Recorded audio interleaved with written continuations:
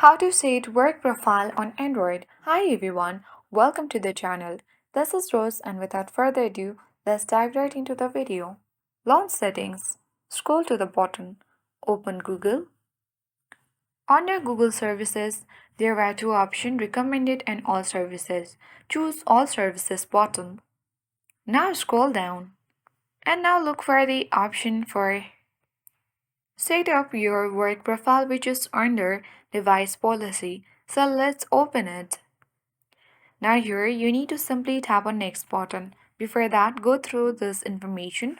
So in order to finish setup, you'll need a code from your ID admin. A management tool will be downloaded and used by your IT admin to manage your work profile. So let's tap next. Now you can easily enroll this device, scan or enter the code provided by your IT admin, and you can even tap on enter code manually and enter the code as well. And once done, you can tap the next button and easily set your work profile on Android. I hope this guide was helpful. If it was, then do like, share, comment, and don't forget to subscribe. Thank you for watching and see you in the next video.